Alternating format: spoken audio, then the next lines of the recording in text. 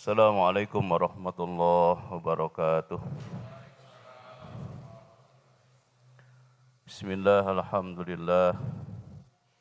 Wassalatu wassalamu ala rasulillah wa ala alihi wa ashabihi wa mawalah. La hawla wa la quwata illa billah.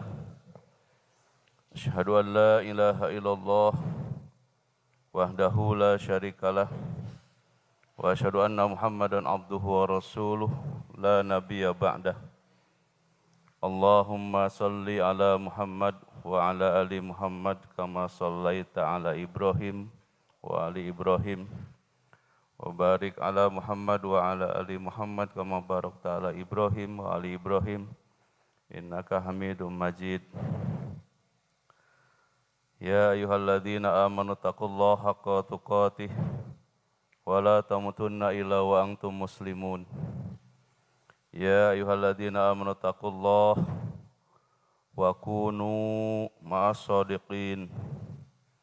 Ya ayyuhalladzina amanu taqullaha wa qulu qawlan sadida yuslih lakum a'malakum wa yaghfir lakum dzunubakum wa may yuti'illaha wa rasulahu faqad faza fawzan 'azima.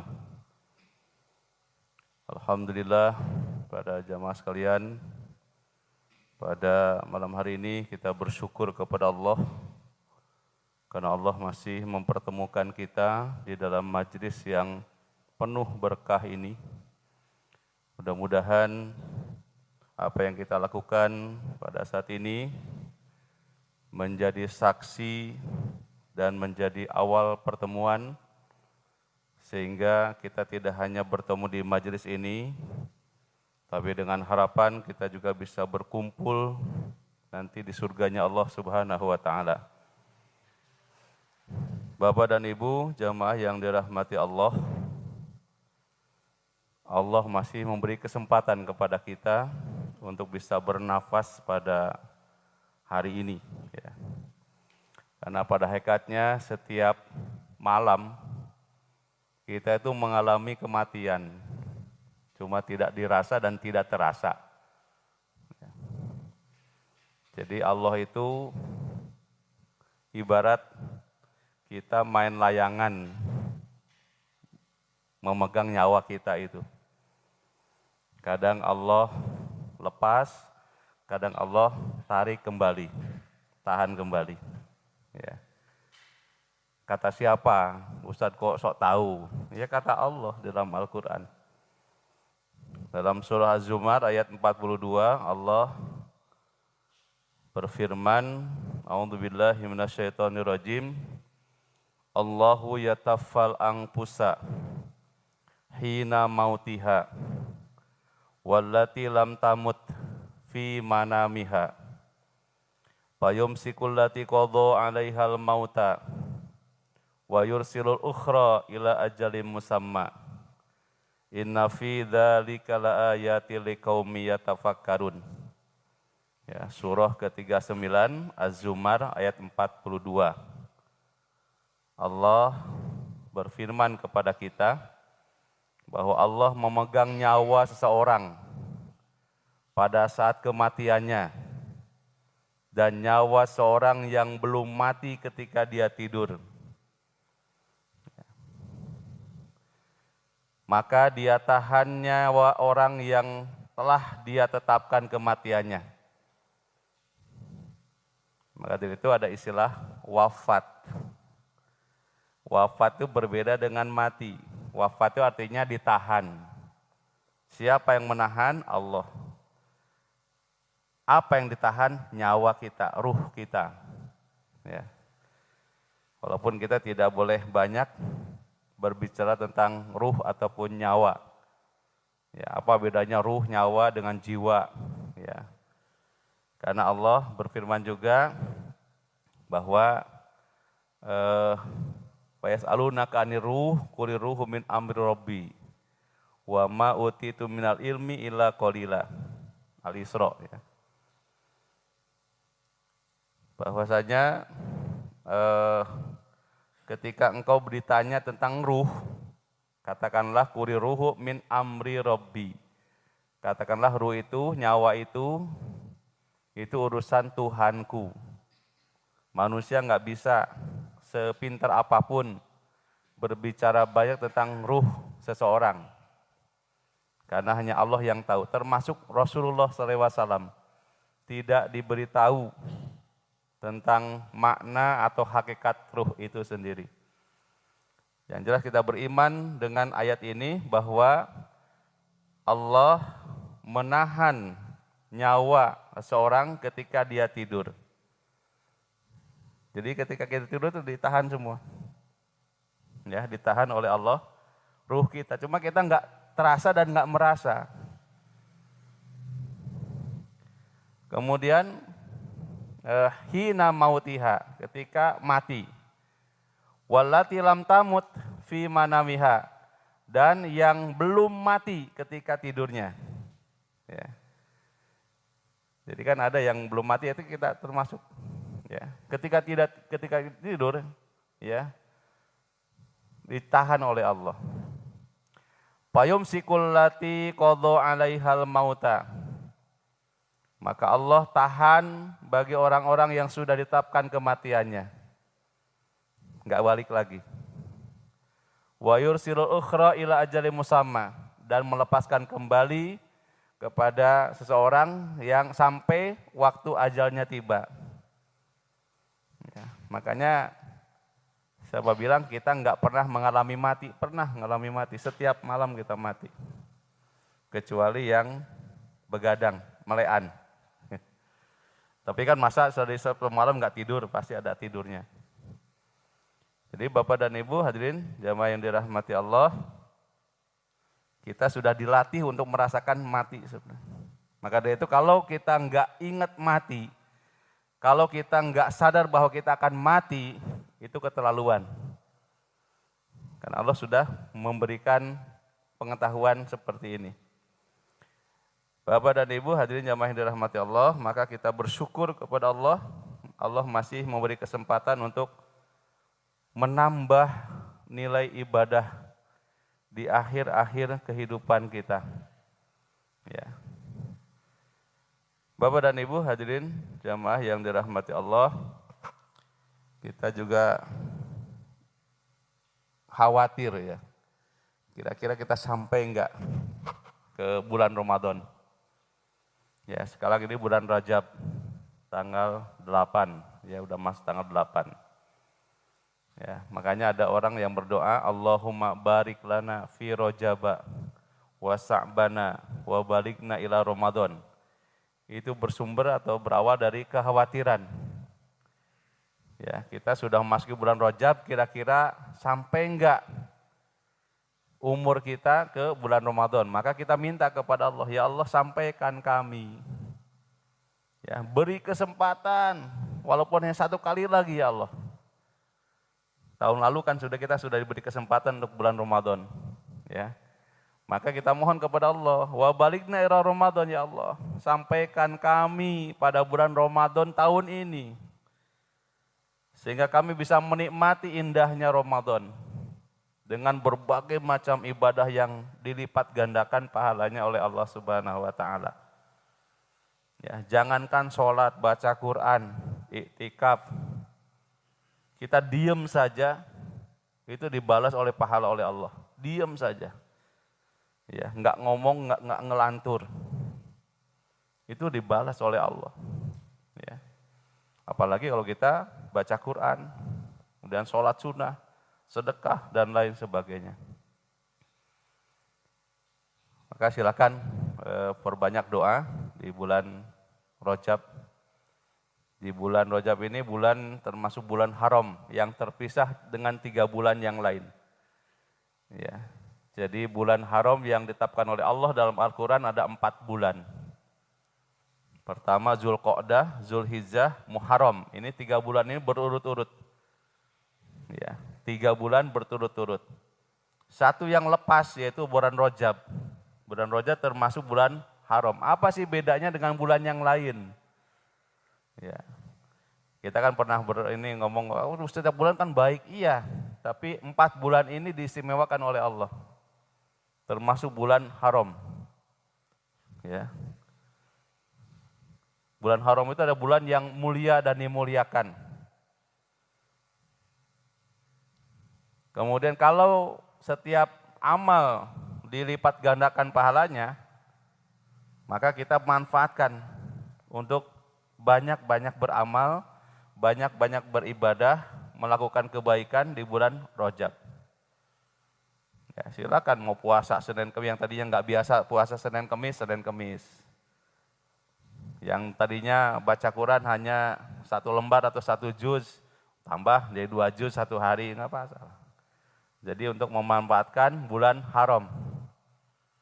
Logikanya kalau bulan Rajab ini setiap amal ibadah dilipat gandakan pahalanya, kalau berbuat dosa juga dilipat gandakan dosanya, siksaannya.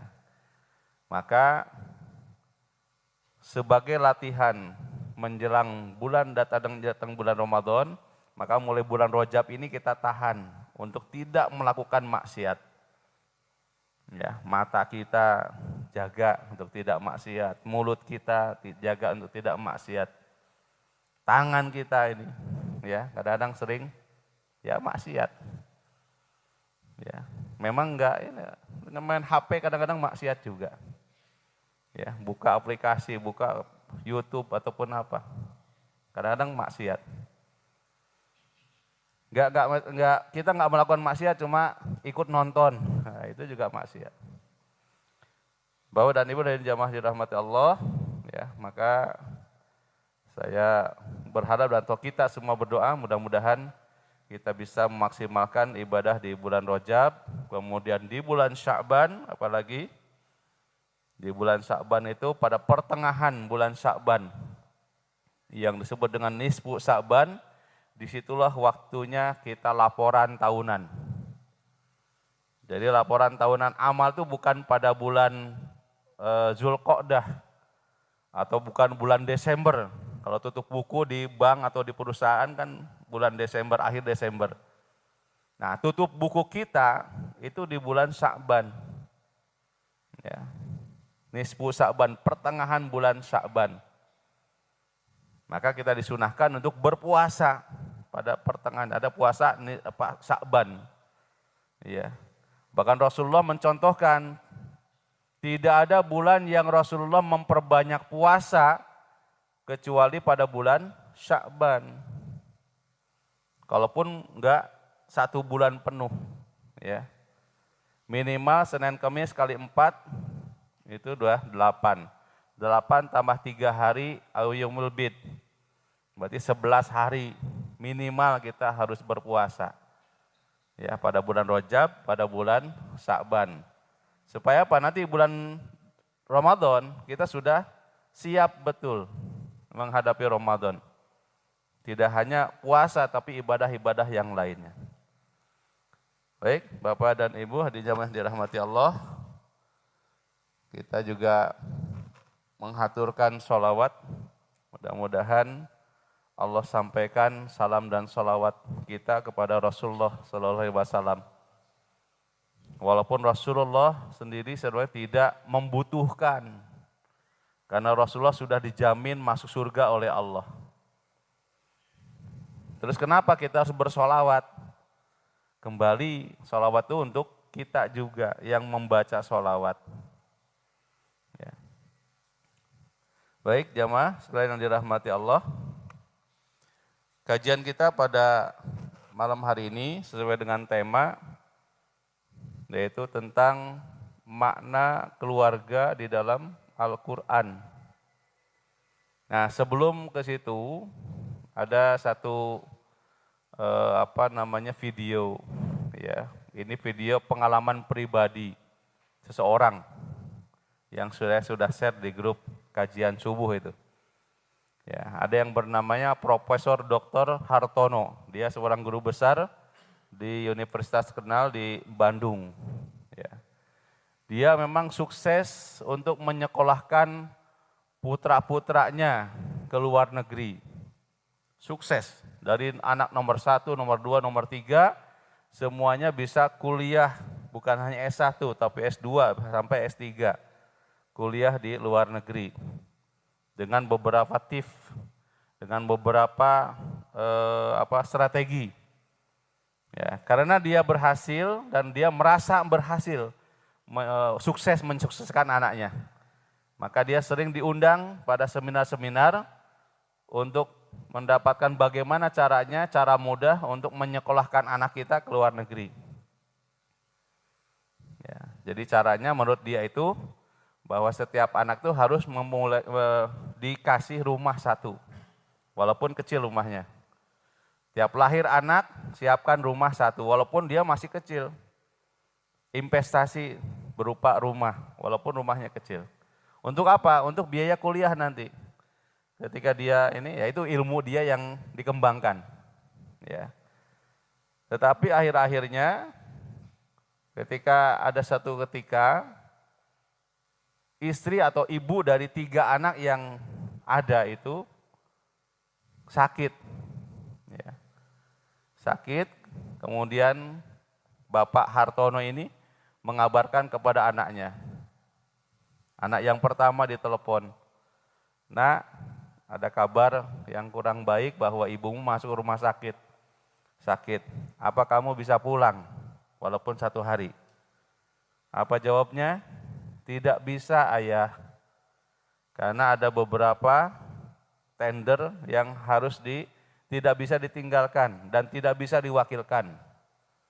Sehingga dia pamit untuk tidak bisa pulang walaupun ibunya sedang sakit." Anak yang kedua sama, ya, karena dia baru diterima kerja. Gak mungkin karyawan baru di luar negeri, karyawan yang di perusahaan yang besar izin, ya, gak mungkin juga. Anak yang kedua pun pamit tidak bisa pulang. Anak yang ketiga ada sidang skripsi ataupun tesis, ya, S2, gak bisa pulang juga. Sampai ibunya meninggal, dikabari ke anak-anaknya, "Nah, ibumu sudah tiada, kamu bisa pulang apa tidak?" Ternyata 3 anaknya itu nggak bisa pulang, dengan alasannya masing-masing. Ketika ibunya meninggal, maka yang mengurus jenazah ibunya itu orang lain. Ya, dari keluarga termasuk anak-anaknya nggak ada yang ngurus. Sampai memakamkannya. Tidak ada satupun anak yang hadir waktu pemakaman. Ketika perenungan itu, Pak Hartono ini berenung. Anak yang saya sangka sudah sukses dan disukseskan bisa kuliah ke luar negeri, ternyata ketika ibunya meninggal tidak ada satupun yang hadir. Ya, dari mulai sakit tidak ada yang. Nah, dia merasa berdosa, Pak Hartono ini. Ya. Ternyata saya gagal dalam mendidik anak. Ya. Dia tinggal sendiri sekarang ini, karena anaknya sudah tinggal di luar negeri semua. Akhirnya dia memutuskan untuk mewakafkan dirinya dan harta-hartanya untuk pengembangan agama, membantu membangun masjid dan pesantren, dan dia ikut di dalamnya sebagai donatur, ya, karena dia berharap ingin mendekatkan diri kepada Allah melalui pelajaran-pelajaran agama. Inilah makna keluarga, Pak. Walaupun tidak semua orang yang kuliah di luar negeri itu tidak bagus. Ini kasuistik, ya, kasus yang menimpa keluarga Pak Hartono. Ya, jadi dia tidak merasa punya keluarga lagi. Ya, karena ketika istrinya meninggal atau sakit, dia sendiri yang merawat. Ketika istrinya meninggal, dia sendiri yang memandikan, mengapankan, sampai menyolatkan, sampai menguburkan. Dia hanya sendiri, anaknya enggak ada yang. Maka ini yang perlu kita renungkan, apakah kita sudah menjadi keluarga yang utuh di rumah kita? Ya. Ada ayah, ada ibu, ada anak. Apakah setiap ada ayah, ada anak, ada ibu itu termasuk sebuah keluarga? Ternyata tidak. Ada di dalam Al-Quran, padahal lengkap. Ada ayah, ada ibu, ada anak, tapi tidak disebut keluarga. Ya, Jadi Bapak dan Ibu hadirin jamaah yang dirahmati Allah, dari perenungan kasus yang dialami oleh Pak Hartono tadi, ya, apa yang disebut dengan keluarga, ya, saya pun sudah nge-share satu artikel bahwa keluarga itu merupakan pondasi awal pergerakan hidup seseorang, dan setiap orang ditempa, dibina dan dilatih agar menjadi manusia seutuhnya melalui keluarga itu. Kemudian kalau kita dalam Islam, sebuah keluarga itu diikat oleh kesamaan dan kesatuan ideologi, yaitu agama. Kalau ayahnya Islam, ibunya Islam, anaknya Islam, berarti satu keluarga. Tapi kalau di antara tiga ini keluar dari Islam, apakah ayahnya atau ibunya atau anaknya, maka tidak merupakan keluarga lagi. Bahkan tidak termasuk ahli waris.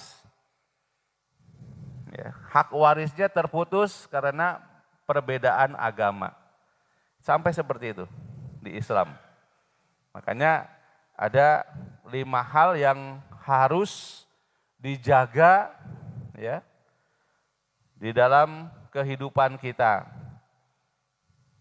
yaitu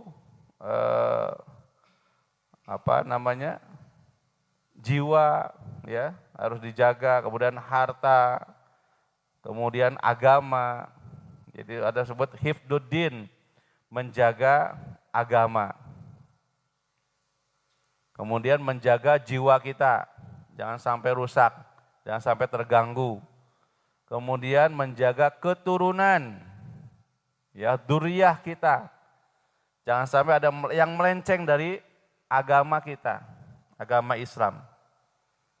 Ya, kemudian harta benda, yang terakhir adalah akal pikiran, harus selalu dijaga. Bapak dan Ibu hadirin jamaah yang dirahmati Allah,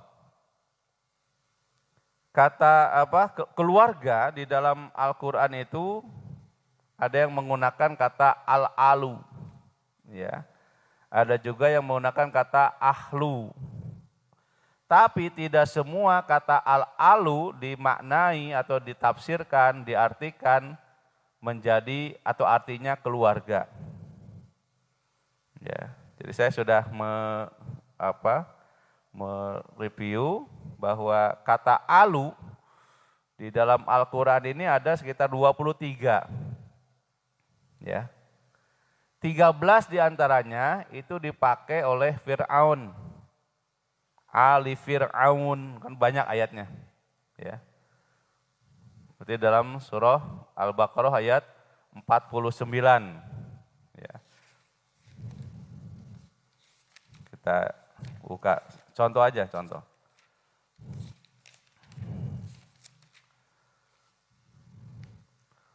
Wa id nazzainakum min ali fir'auna yasumunakum su'al adzab yudabbihuna abnaakum wa yastahyuna nisaakum, dan seterusnya.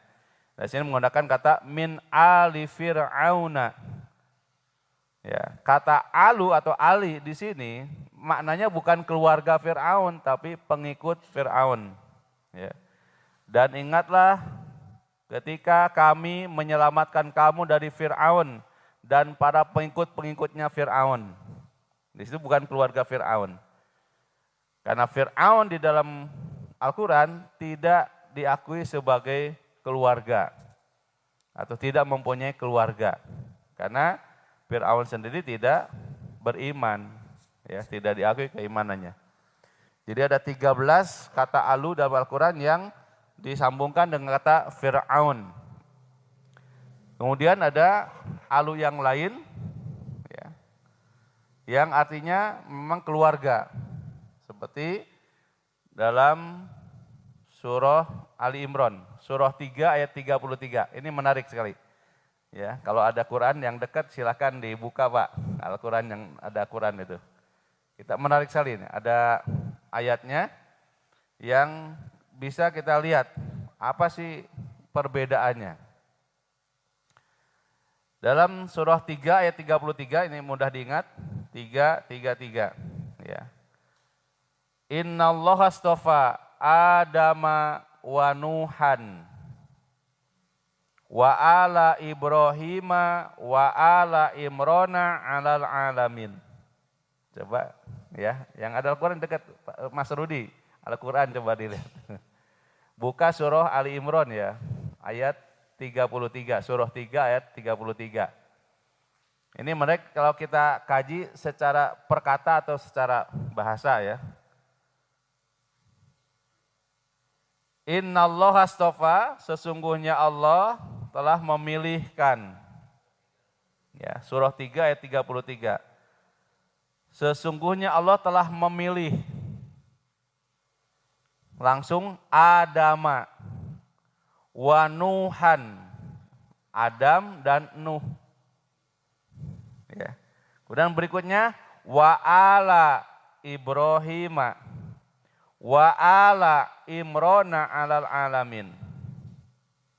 Pertanyaannya adalah kenapa ketika Allah menyebut Adam enggak dikasih alu? Kenapa Allah enggak berfirman innallaha astofa ala Adama wa ala Nuhan. Tapi Adam dan Nuh tidak ada alanya. Berbeda dengan waktu menyebutkan Ibrahim. Wa ala Ibrahima wa ala Imrona 'alal alamin. Kalau Ibrahim jelas dia seorang nabi. Ketika kita baca sholawat dalam sholat selalu pakai Ali. Ya. Allahumma sholli ala Muhammad wa ala ali Muhammad kama shollaita ala Ibrahim wa ali Ibrahim. Wa barik ala Muhammad wa ala ali Muhammad kama barakta ala Ibrahim wa ali Ibrahim. Ibrahim dan keluarganya Ibrahim. Nah, kalau masalah Ibrahim tidak masalah. Wa ala Imrona, Imron itu bukan nabi, bukan rasul. Tetapi orang soleh. Ya. Dan mempunyai keluarga yang soleh semuanya. Siapa Imron? Imron itu ya Imron, kemudian punya istri, istrinya juga beriman kepada Allah. Ya. Imron dan istrinya kemudian punya anak, namanya Maryam. Maka pada ayat berikutnya, kalau diterjemah secara lengkapnya, sesungguhnya Allah telah memilih Adam, Nuh, keluarga Ibrahim dan keluarga Imran melebihi segala umat, artinya dilebihkan derajatnya dari umat yang lain, masing-masing masanya ya. Sebagai satu keturunan, sebagiannya adalah bagian dari keturunan yang lain. Allah Maha mendengar, Maha mengetahui. Ya. Dzurriyyatan ba'duha mim ba'din, wallahu sami'un alim. Kemudian idh qalat imra'atu Imran. Dan ingatlah ketika istri Imran atau ibu Imran itu berkata, Robbi wahai Tuhanku, inni nadartu laka ma fi batni muharraran. Fataqabbal minni innaka antas samiul alim. Jadi ingatlah ketika istri Imran atau ibu Imran itu berkata, ya Tuhanku sungguhnya aku bernadar kepadamu. Apa janin yang dalam kandunganku kelak menjadi hamba yang mengabdi kepadamu. Maka terimalah nazar itu dariku. Sungguh engkaulah yang maha mendengar, maha pengetahui. Falamma wadu'atha qalat Rabbi inni wadu'tuha unsa.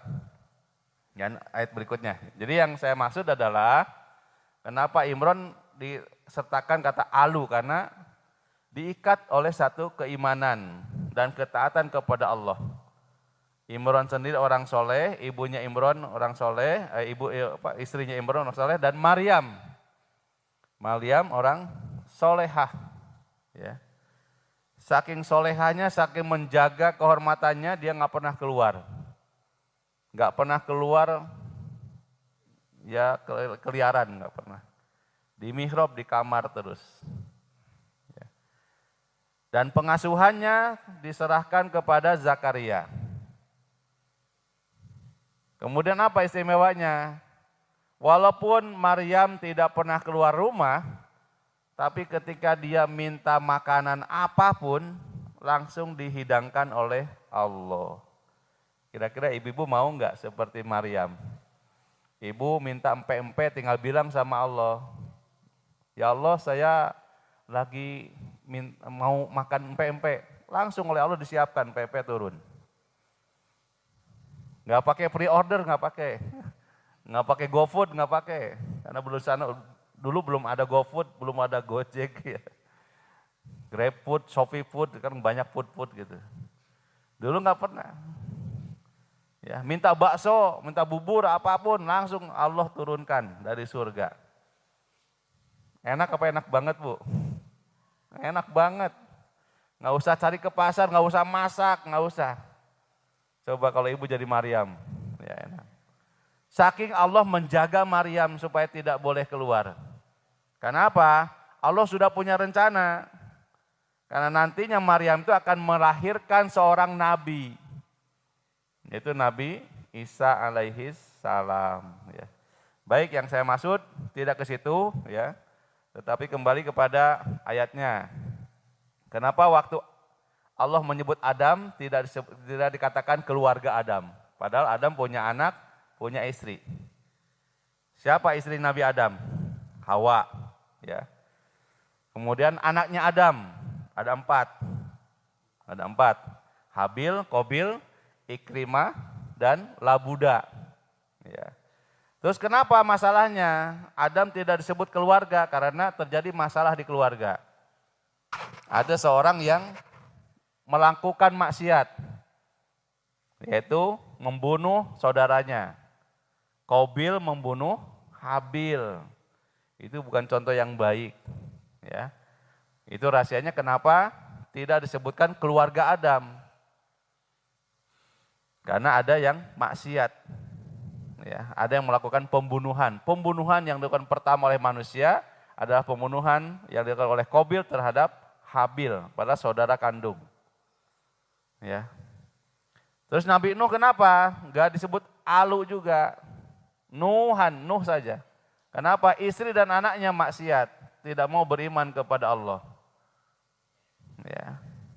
Anaknya ketika dipanggil untuk naik perahu, ya bunayar kam ma'ana, gitu. Wahai anakku, ayo ikut sama bapak naik perahu. Kata ayahnya enggak mau. Ngapain? Enggak ada airnya kok naik perahu segala. Kalau di lautan yang luas naik perahu itu enak. Ya. Ini di atas bukit, di atas gunung, ayahnya Datuk Nuh itu bikin perahu. Kemudian Nabi Nuh ngajak. Saya kira tidak hanya zaman dulu, zaman sekarang. Kalau ada anak yang dipaksa untuk naik perahu tapi di atas bukit. Kira-kira ada yang mau enggak? Ngapain naik perahu di atas bukit kok enggak akan ada air? Ya, padahal dia tidak tahu apa yang terjadi esok ataupun lusa. Ya. Ternyata yang tadinya gunung itu jadi lautan. Kan gitu. Jadi yang diminta tuh beriman saja. Kalau sekarang banyak ngeyelnya. Ya itu ada contohnya dari anaknya Nabi Nuh. Ya bunaya rekam ma'ana. Ya. Jadi ini rahasianya. Kenapa di sini tidak dikutukan Allah. Ya. Kemudian ada juga yang maknanya keluarga menggunakan kata ahlu di dalam Quran. Contoh dalam surah At-Tahrim ya, ayat 6. Ya ayyuhalladzina amanu qu anfusakum wa ahlikum naro. Wahai orang beriman, jagalah dirimu dan keluargamu. Ya. Tapi tidak semua kata ahlu itu diartikan keluarga. Kayak ahlul kitab. Apakah dia keluarga kitab? Kan enggak. Ya. Ya ahlul kitab, wahai ahlu kitab. Tidak disebut, tidak dimaknai sebagai keluarga kitab. Atau walau anna ahlal qura amanu wattaqau la fatahna alaihim barakatim minas samai wal ardh walakin kadzdzabu fahadnahum ma kanu yaksibun. Ahlu di sini bukan keluarga tetapi penduduk. Ya. Jadi itulah keistimewaan Al-Qur'an. Satu kata itu bisa bermakna macam-macam. Ya, tergantung redaksinya. Ya. Kayak tadi, sama kata-kata alu Fir'aun.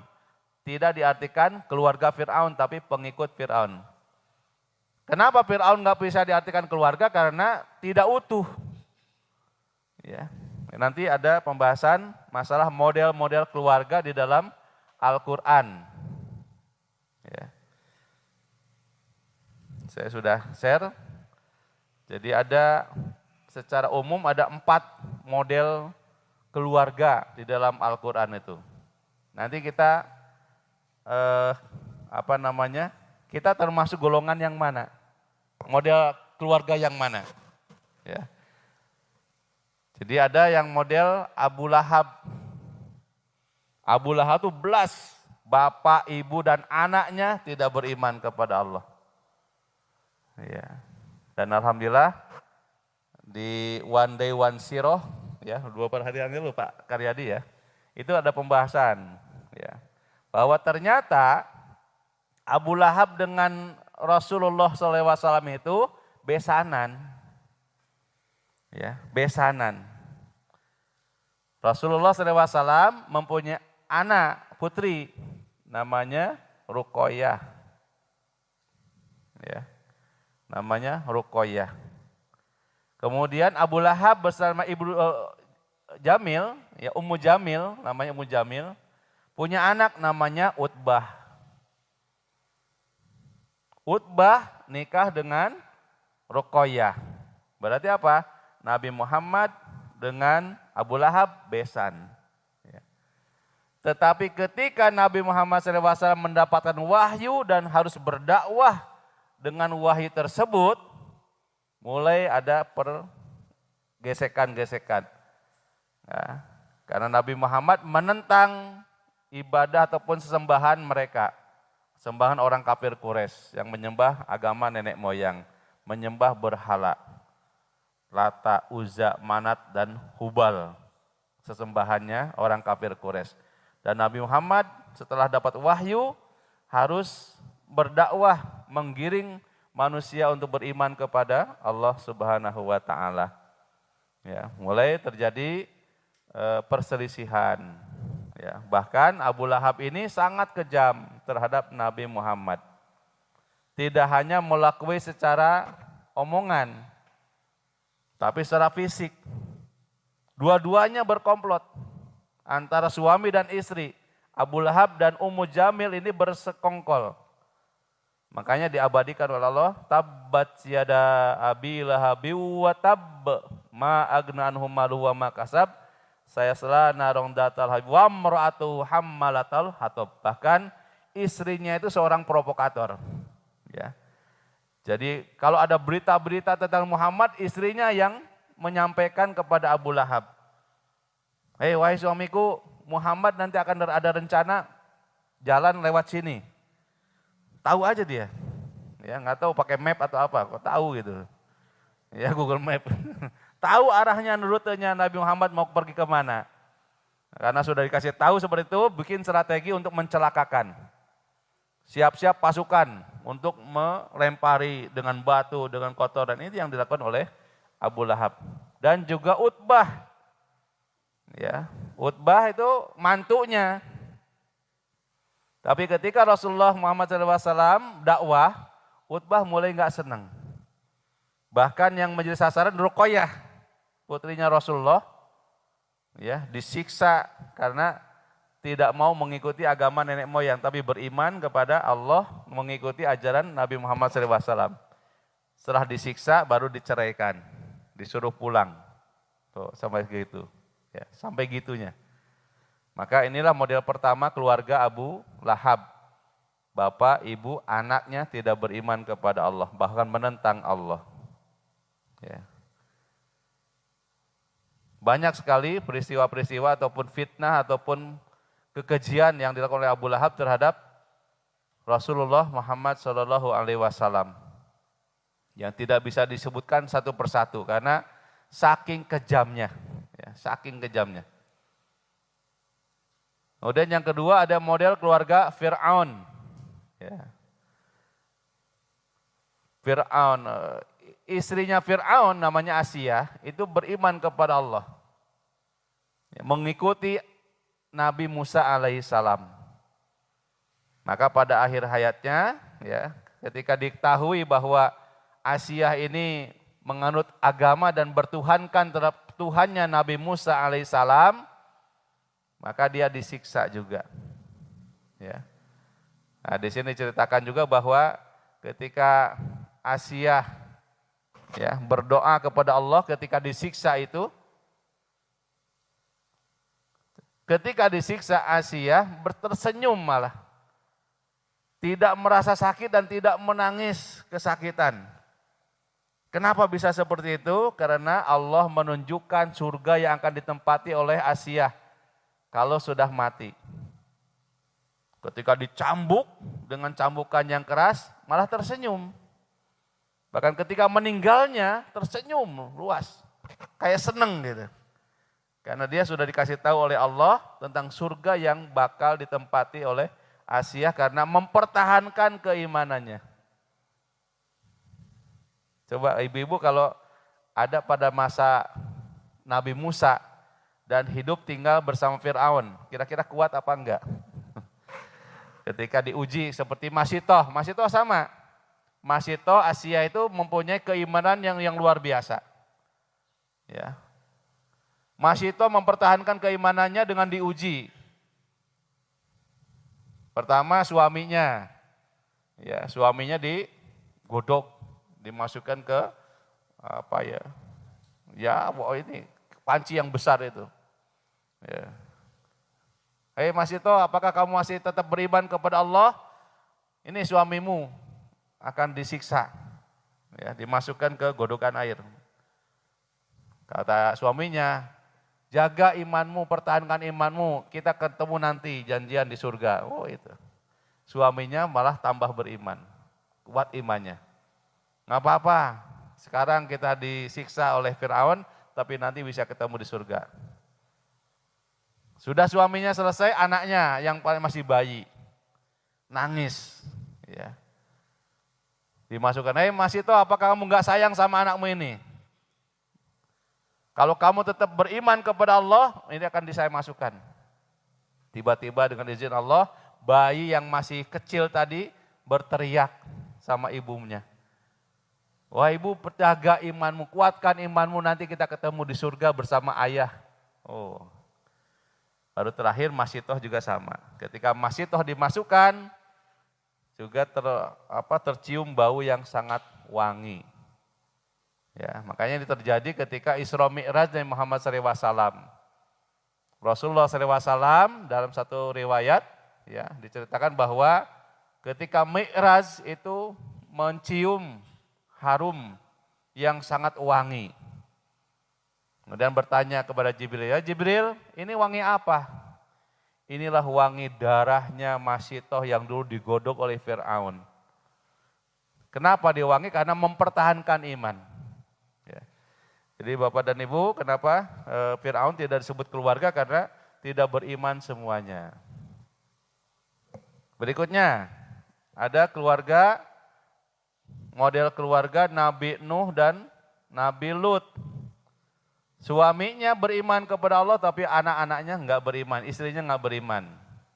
Enggak disebut keluarga yang utuh juga. Ya. Dan yang terakhir model keluarga Nabi Ibrahim dan Nabi Muhammad SAW. Maka kita sering diingatkan dalam sholawat tadi ya. Allahumma sholli ala Muhammad wa ala ali Muhammad. Kama sholaita ala Ibrahim wa ali Ibrahim. Inilah contoh keluarga yang harus kita tiru ya. Bapak dan Ibu hadirin jamaah yang dirahmati Allah. Inilah beberapa ayat yang berkaitan tentang makna keluarga di dalam Al-Quran. Maka sedemikian pentingnya kita membina keluarga itu. Ya. Kalau bisa, kalau kita punya anak, tolong dijaga keimanannya. Ya, seperti apa yang dilakukan oleh Nabi Yakub alaihissalam. Ya, di dalam surah Al-Baqarah ayat 132, ayat 133. Wa wassa biha Ibrahimu banihi wa Yaqub ya baniya innallaha astafa lakumuddin fala tamutunna illa wa antum muslimun. Am kuntum syuhada id hadara Yaqubal maut id qala li banihi ma ta'buduna min ba'di. Qalu na'budu ilahaka wa ilaha abaika Ibrahim wa Ismail wa Ishaq ilaha wahida wa nahnu lahu muslimun. Jadi yakinkan, pastikan bahwa semua anak-anak kita sepeninggal kita, mereka masih beriman dan beribadah kepada Allah. Jangan sampai ada yang keluar dari ibadah atau beriman kepada Allah. Ya, ingatkan terus kepada anak kita, wala tamutunna illa wa antum muslimun. Ya, baik ketika masih anak-anak ataupun ketika sudah dewasa, bahkan ketika sudah nikah pun, sudah punya anak dan istri, ingatkan juga terus untuk membina keluarga aja. Ya, kalau bisa setiap ada pertemuan seperti ini ya diajak. Ya, diajak ngaji, diajak sholat jamaah. Itu salah satu upaya kita untuk membentengi ataupun menguatkan akidah anak dan istri kita. Ya. Tidak ada dengan cara lain kecuali dekatkan dia dengan Allah, dekatkan dia dengan Rasulullah, dekatkan dia dengan masjid, dekatkan dia dengan Quran. Ya, kecuali kalau ada hal-hal yang ataupun ada alasan yang syar'i, ya, misalkan lagi sakit itu tidak apa-apa nggak ikut ngaji. Tapi sekarang ini kan ngaji itu tidak harus berkumpul seperti ini. Inilah yang menjadi bahagia saya, ya. Kenapa saya mengusahakan setiap ahad kelima itu sudah dipesan dari awal bulan Pak Tarno biasanya. Oh ini ahad kelima, tapi itu kondisikan, ya. Tapi kemungkinan nanti ada ahad kelima lagi bulan April itu masih hari raya. Kan hari rayanya tanggal 23 ya. Nah kita ada tanggal 30-nya, ada ahad kelima lagi. Tapi kayaknya belum mudik ini, maka masih suasana halal bihalal. Kemungkinan off dulu ya Pak Tarno ya, untuk bulan April. Ya, tapi kalau memang mau acara halal bihalal ya nggak kita usahakan. Ya, jadi itu yang dapat saya sampaikan. Mudah-mudahan yang sedikit ini, yang secuil ini, ya, saya tidak berniat untuk menggurui Bapak dan Ibu, ya, tapi sekarang ini lebih sharing-sharing saja, ya. Jadi bukan berarti saya sudah merupakan keluarga yang contoh, enggak. Saya juga banyak masalah di keluarga saya, sama. Ya, kadang-kadang ada yang waktunya sholat, ada yang ya biasa harus diingetin terus sholatnya, ya sama. Kewajiban kita sebagai orang tua untuk selalu mengingatkan, ya. Terus kita berdoa kepada Allah. Dalam surah Ibrahim ayat 40. Ya. Itu kita mohon kepada Allah untuk bisa anak-anak kita dan kita termasuk muqimas sholah. Ya. Rabbiz'alni muqimas sholah wa min dzurriyyati.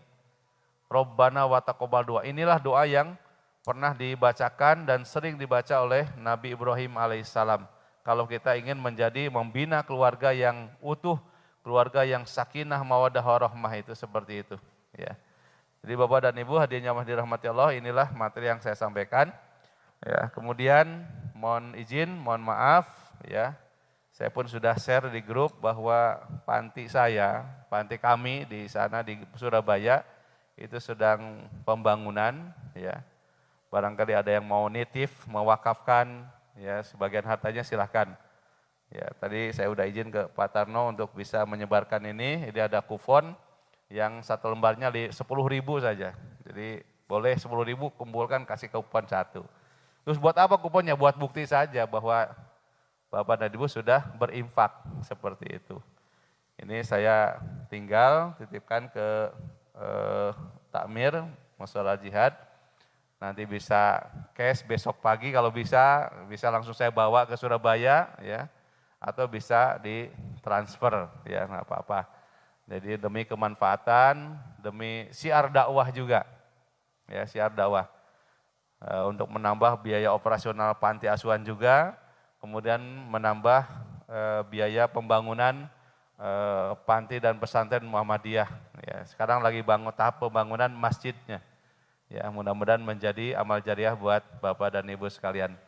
Saya kira itu dari saya, mohon maaf sekali kalau pada kesempatan saya promosi atau saya mengajak berimpak, kok jauh-jauh impak harus di Surabaya, di mana saja bisa berimpak itu. Ya, bisa orang Surabaya impak di Bekasi bisa, orang Bekasi impak di Surabaya ataupun di Palestina juga bisa. Jadi monggo mumpung di bulan Rajab ya kita perbanyak. Masa kalah sama Pak Hartono tadi. Ya, Pak Hartono semua aset-asetnya disumbangkan ke pesantren, disumbangkan ke masjid ya untuk mengganti dosa-dosanya. Ya, saya kira itu dari saya. Mudah-mudahan bermanfaat bagi kita semua. Mari kita akhiri dengan doa. Bismillahirrahmanirrahim. Allahumma sholli ala Muhammad wa ala ali Muhammad. Alhamdulillahirabbil alamin, hamdan syakirin, hamdan naimin, hamdan yuwafi ni'amahu yukafil majidah.